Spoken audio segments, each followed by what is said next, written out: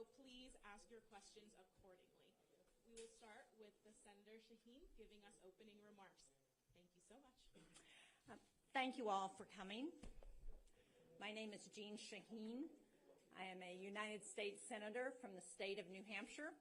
My husband is a Lebanese American, so I'm very happy to be in Beirut and to be in Lebanon. I'm delighted to be here with Senator Graham, who he and I serve on several committees together, and with Congressman Joe Wilson. They are both from South Carolina.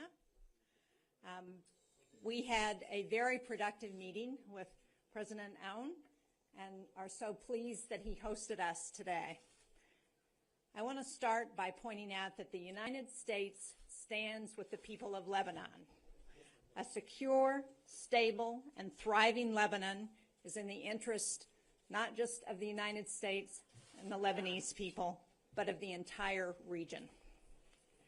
One of the keys to managing that reality is the full disarmament of Hezbollah. And we had a very good discussion with the President about that. That is why it's so important to support the bold decisions that the country is making right now. Strengthening the Lebanese armed forces, who are essential to securing the country's future and borders, advancing financial reforms that will put Lebanon's economy on a more solid ground. These are difficult steps. We understand that, and we appreciate the challenges in getting those things done.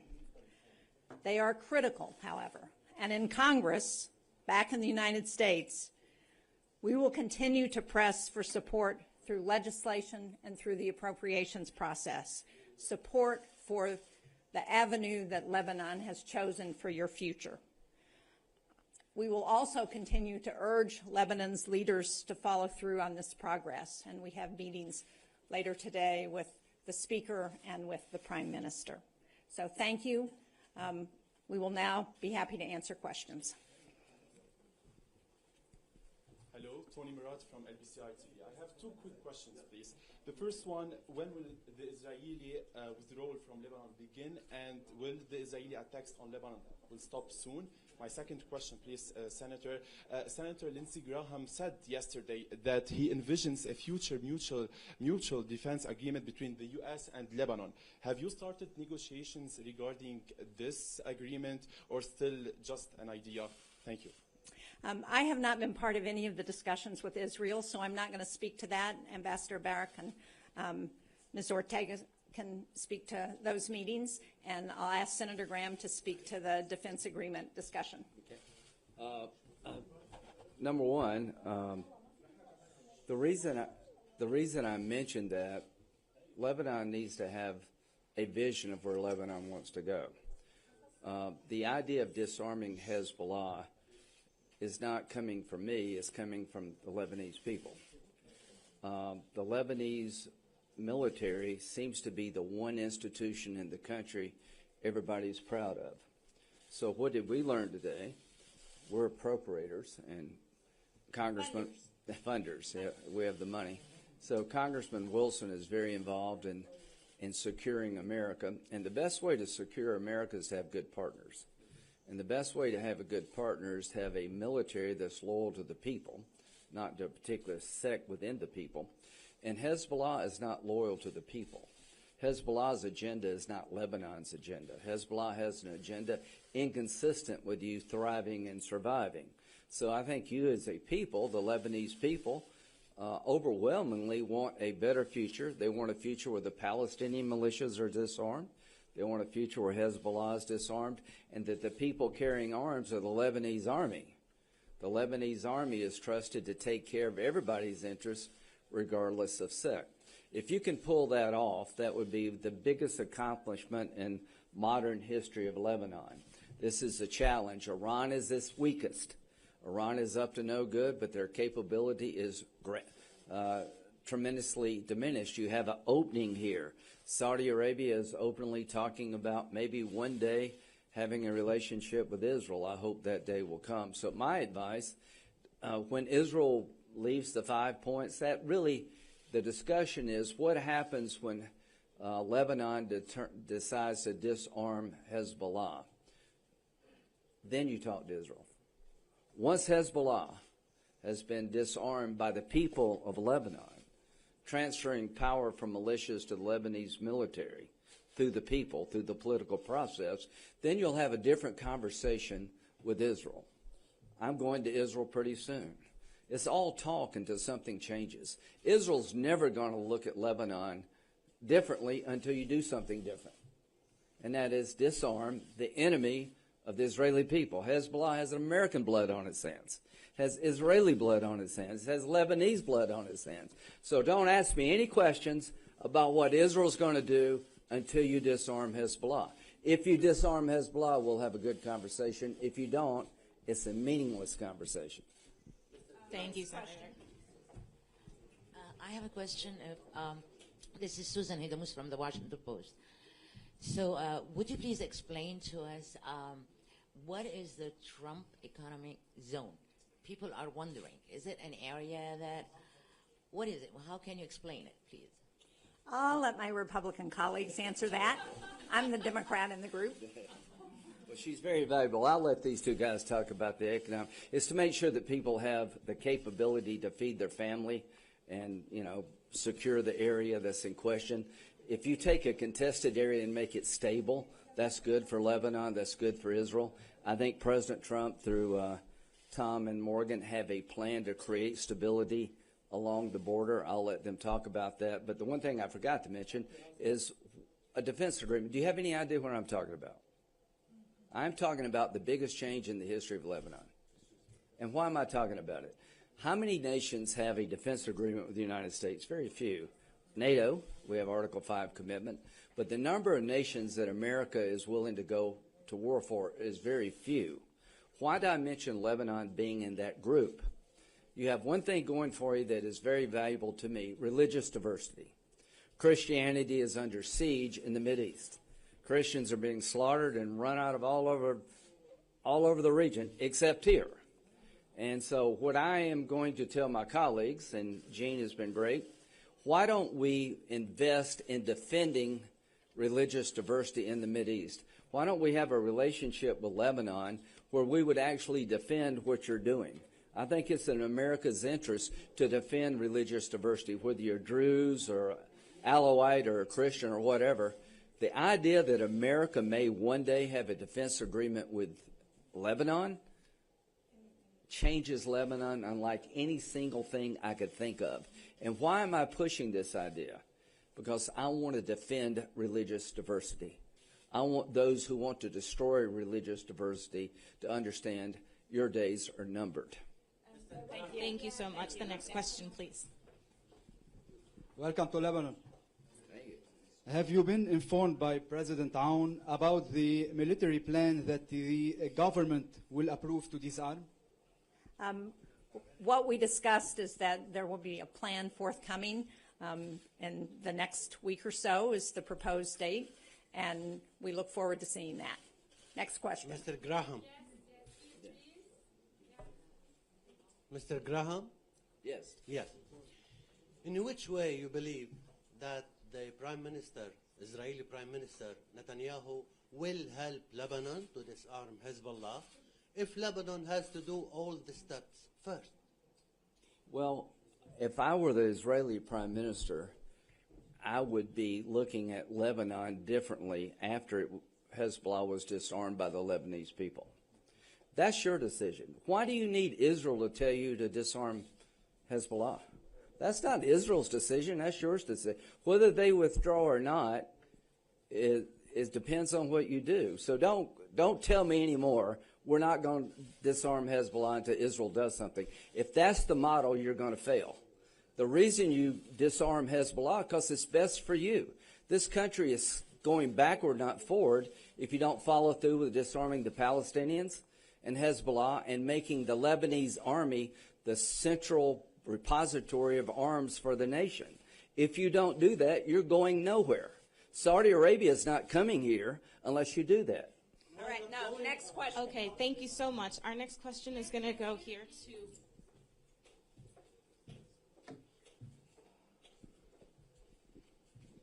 Hello. In parallel with the military and political pressures on Lebanon, what has Israel implemented from the ceasefire agreement? Again, we're not going to address questions about what Israel's doing because I haven't been part of those discussions. What has Israel implemented from the ceasefire agreement? The senator has already responded to that question. We'll do one more question for this delegation, and then we'll move on. I'm not part of those discussions, so I'm not going to speak to them. We know the Lebanese army have the will to disarm Hezbollah. At least they are putting a plan on the table. But they need support, financial and logistics. Yes. Did you talk about this today? We did talk about that. We talked about the importance of equipment and training for the LAF. We talked about the budget process. As Senator Graham said, he and I are both appropriators. In fact, Senator Graham chairs the committee in the Senate that provides the funding for foreign assistance and foreign affairs. I'm also on the Armed Services Committee. We talked about the importance of continuing to support the LAF in this effort and what the United States can help to do. Yeah, I didn't come here for my health. I came here because there's an opportunity I've been told about through Morgan and Tom. They're here because the president wants them here. We all see Lebanon as at a point of change. We're here to tell you that we're buying into that change, that we support what you're trying to do, that if you do make an effort to disarm Hezbollah, we'll be there trying to help. We'll try to help your military. We'll try to help your economy. We think that's the right thing for you to do, and it benefits the entire region. If you're able to pull this off, Saudi Arabia will look at you differently. If you're able to pull it off, Israel will look at you differently. If you're able to pull this off, there'll be a groundswell of support in Washington to help your economy and to help your military. The biggest challenge you have is what we're talking about here. I came here because people who've been working this file tell me that Lebanon is moving in the right direction. The statement the government made a couple of weeks ago about disarming Hezbollah was great. The statement Israel made yesterday about what they see in Lebanon is great. I'm here to build on the success of others. I'm coming here with Jean, she's a great partner in the Senate, to tell you that the Congress is looking at Lebanon differently because you're behaving differently. If you continue to go down this road, I think you have a wonderful opportunity to secure your nation economically and militarily like anything I've seen since I've been coming to the region with John McCain. It all depends on what happens with the Hezbollah file and the Palestinian file. Let me just add one thing to that, because much of the discussion has been about Hezbollah, and one of the other things that I know you're working very hard on here is banking reform. That's been a huge issue for people in the country and for building on economic initiatives and progress. And so we are also supporting those efforts at banking reform because we know how critical they are to people throughout the country, and hope that Parliament will be successful in getting that done. Thank you so much, Senator Shaheen. And ladies and gentlemen, I'd like to, Joe Wilson, member of the House, the lower house, the People's House in the United States, and I'm very grateful to be here with we could tell you that there's support for the people of the region, but you can see it, and it's live. It's bicameral, Senate and House, Republican and Democrat, and then what an exciting time. And then for the people of Lebanon, you need to be aware that there's such a direct connection. Everywhere you go, you find out Lebanese Americans are everywhere. I had no idea that Senator Shaheen's husband was Lebanese. And then a superstar, Ambassador Tom Barrack, of Lebanese American heritage. And so I'm really grateful. Emily Salibi in my office, the legislative director, over and over again. And so we'll claim everybody. But again, I'm just really grateful for the connection that we have. And then it's also an exciting time. We met with President al-Shara yesterday. To me, it's so important for the people of Syria and the region. To me, this has I believe, the consequence, the fall of the Berlin Wall. Now have the fall of Bashar al-Assad. There's such an opportunity for stability, security, for economic prosperity for everyone. And I'm just so grateful that we also have a president working with Ambassador Tom Barrack and Morgan Ortegas, who is a visionary. Who would ever imagine? Just recently, he's a proponent of peace. the agreement between Armenia and Azerbaijan. I was in Yerevan a year ago. The prospect of that was totally inconceivable, but it's occurred. And so we have a president who wants to step in, Donald Trump, who wants a Middle East that's prosperous, stable, capable of having opportunities for the younger citizens, everyone. So I'm grateful to be part of the delegation, bipartisan, bicameral. Thank you. Thank you so much. One thing, we had a great ambassador here, but President Trump's, one of his closest friends, has been picked to be ambassador to Lebanon. We're going to try to get them as soon as we can. Thank you so much, Senator. Thank you so much, Representative Wilson. We will hold a separate event for other questions. Thank you guys so much. We really appreciate it. There will be a separate event for Ambassador Barrack and Ortega. Not right now. Thank you.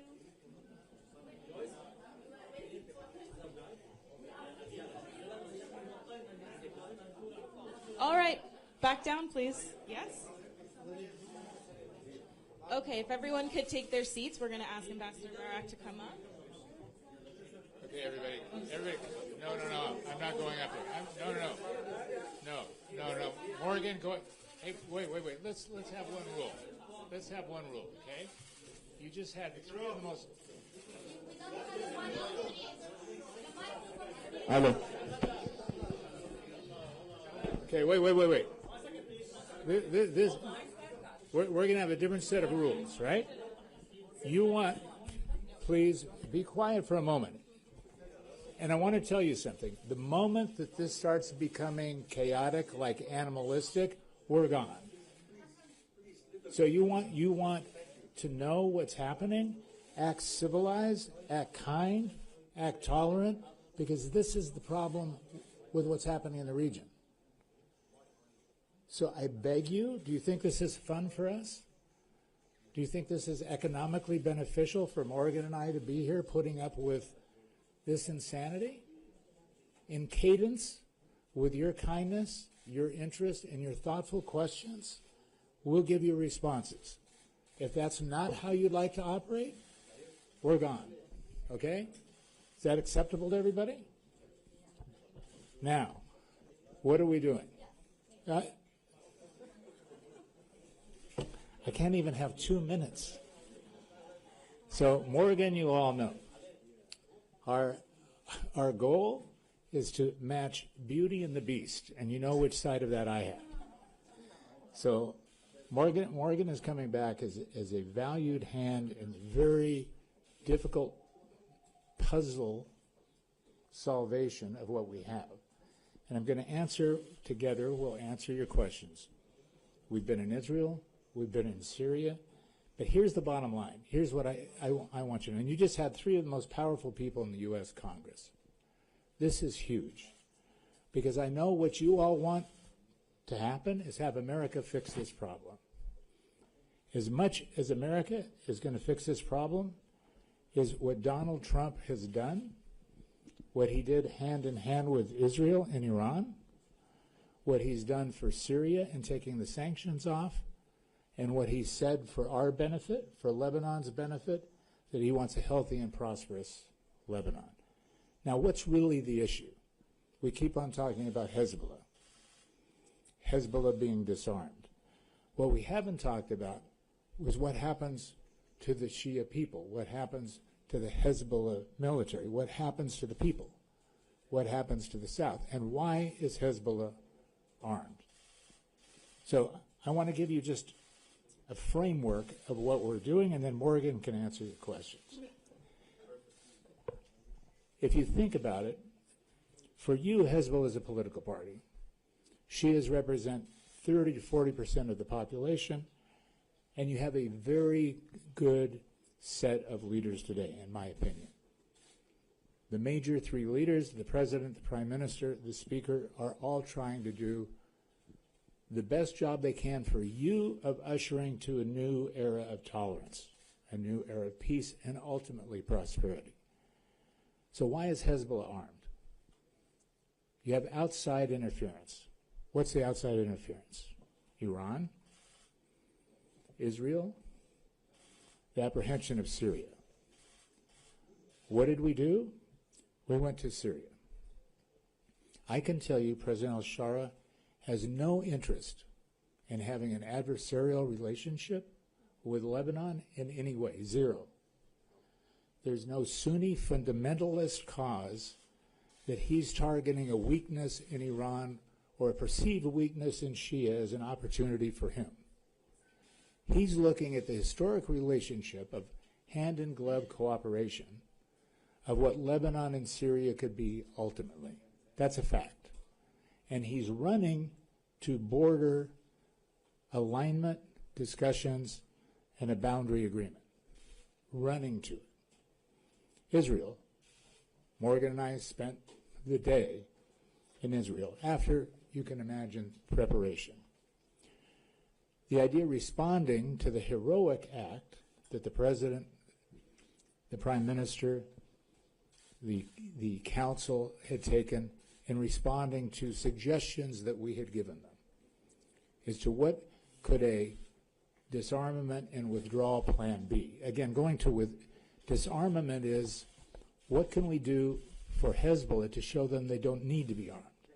Nobody wants to go to a civil war. I can tell you Israel's response was historic. What they've said to us personally, what they've said to the President in actuality, and what they've given in a press release to you is they will meet tick for tat in exact cadence.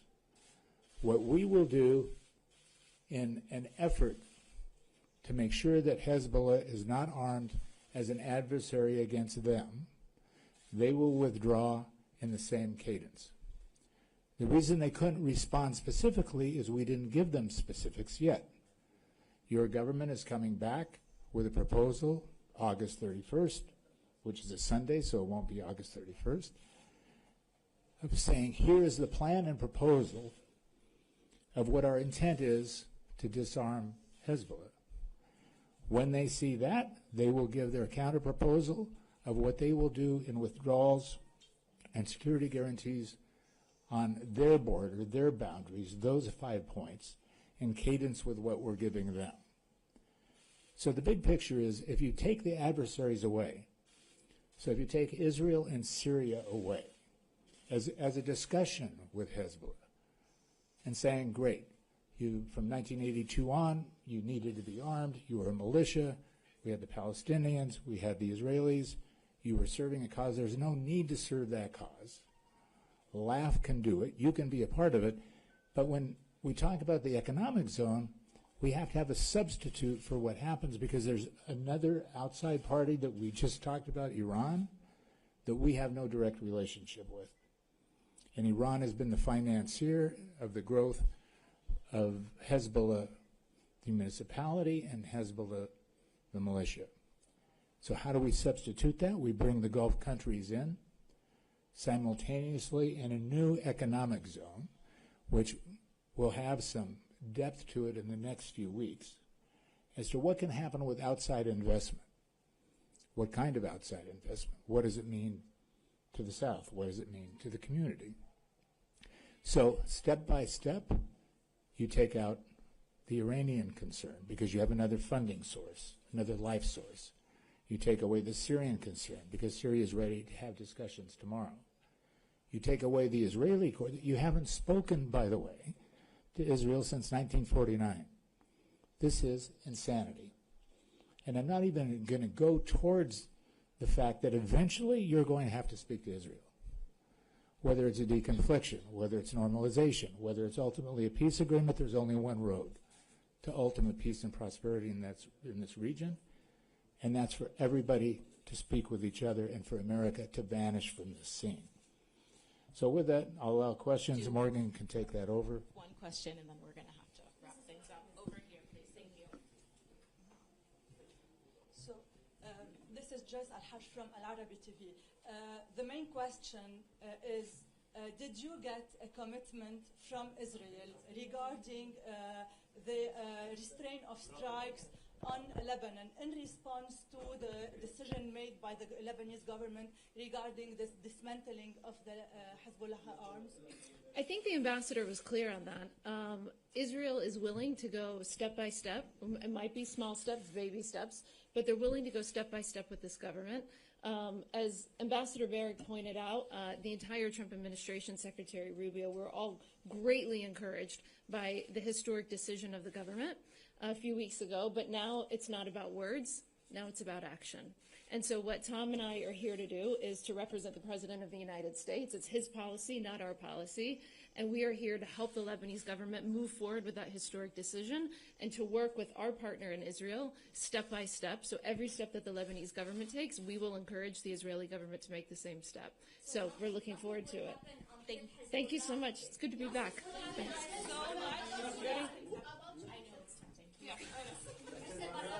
Wait.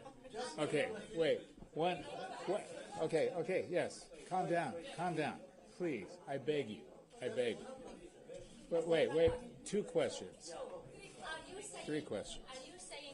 Are you saying that nothing will happen until the disarmament of Hezbollah? So you mean that Israel will do anything until the real disarmament of Hezbollah?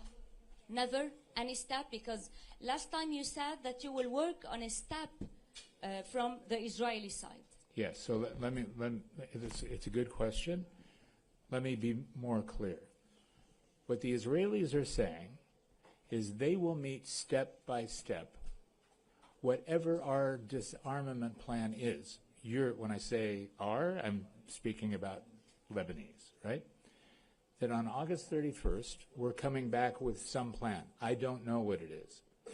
LAF and your government are coming back with a plan saying our proposal to Hezbollah as to how to disarm them, which is not necessarily militarily, right? They're not talking about going to war.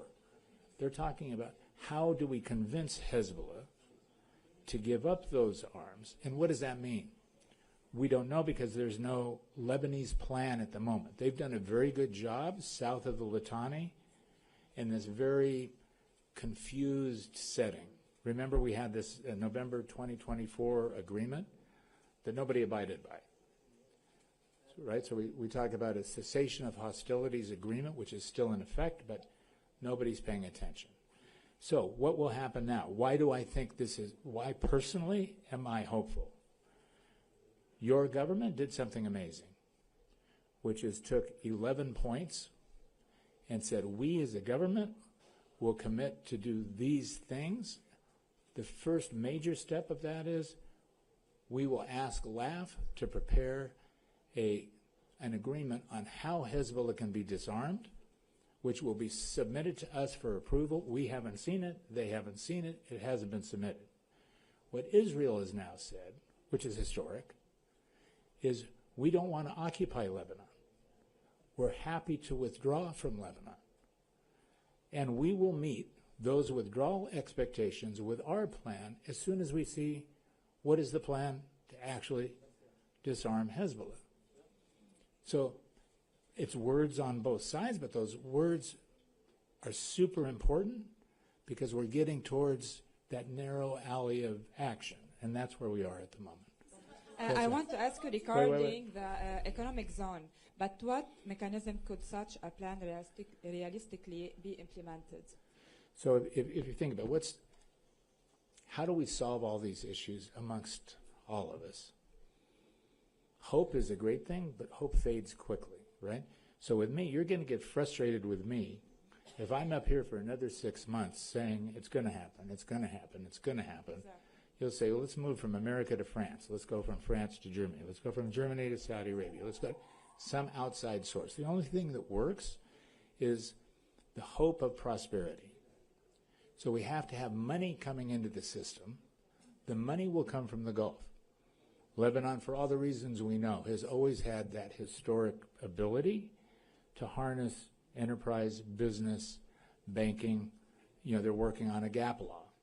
They're working on a new central bank. They're working on a correspondent banking system. They're working on the port. They're working on logistics. We need to speed that program. Qatar and Saudi Arabia are partners and willing to do that. And saying for the South, if we're asking a portion of the Lebanese community to give up their livelihood, because when we say disarm Hezbollah, we have 40,000 people that are being paid by Iran to fight. What are you going to do with them? You want to take their weapons and say, by the way, good luck, go plant more olive trees? It can't happen, right? We have to help them. And the way we help them is to say, we, all of us, the Gulf, the U.S., the Lebanese, are all going to act together in creating an economic forum that will produce a livelihood which isn't set upon whether Iran wants it or not. That's the idea. Yes, ma'am. Did you discuss the issue of UNIFILs extending the... Of course. What's your opinion? My personal opinion? No, USA. US. Why the U.S. stand against the... So let me ask you a question. How long has UNIFIL been there? How much do you pay them a year? I'm a businessman. Make it simple for me. No, $1 billion a year. How many years have they been there? You're all journalists. You're brilliant. You've been researching this so you can grill me every day. How many years has UNIFIL been there? Anybody? Yes. Yes. Right? So I'm just a businessman. I say, okay, $1 billion a year, 22 years of efficacy, and you're in a swamp. They haven't fired a bullet. They haven't fired a shot. You're in a worse dilemma than you've ever been with Israel and Hezbollah, and you want us to weigh in more with LAF. LAF is the answer. Your answer is LAF. Your answer is not UNIFIL. The Secretary of the United States position is we will extend for 1 year. That's our position today. We have to decide by the end of August. Of course, France is not in that position. My personal position is I sponsor the President of the United States and the Secretary of State 100%. Concentrate on LAF. You have to do it yourself. The more you rely on outside influences, pretty soon you're going to be substituting McDonald's for Kibinai. Right? That's what's happening. Every time you reach outside for outside help, you're losing the value of what you have. Don't do it. Hezbollah, you can convince them in a non-adversary, my opinion, in a non-civil war environment to join one Lebanese state. This is my opinion. Last question. You guys are wearing me out. I only want question. You have talked about Syria, Israel, and Tehran. Why not taking the short way and United States go to Tehran to give an order to Hezbollah, and then we close this issue? Do you think that's not happening? Goodbye. Just one last question.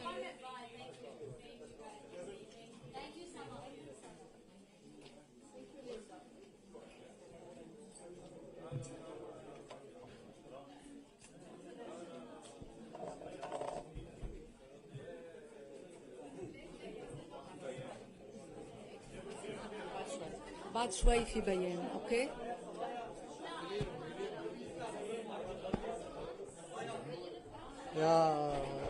بس في بيان بعد شوي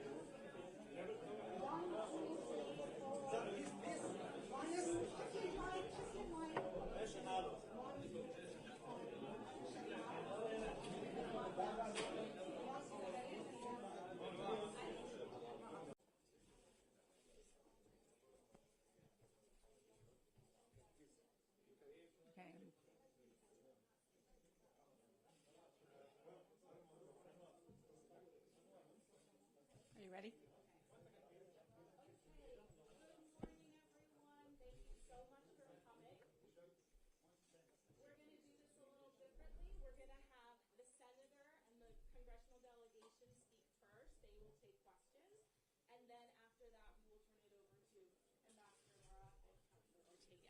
So please ask your questions accordingly.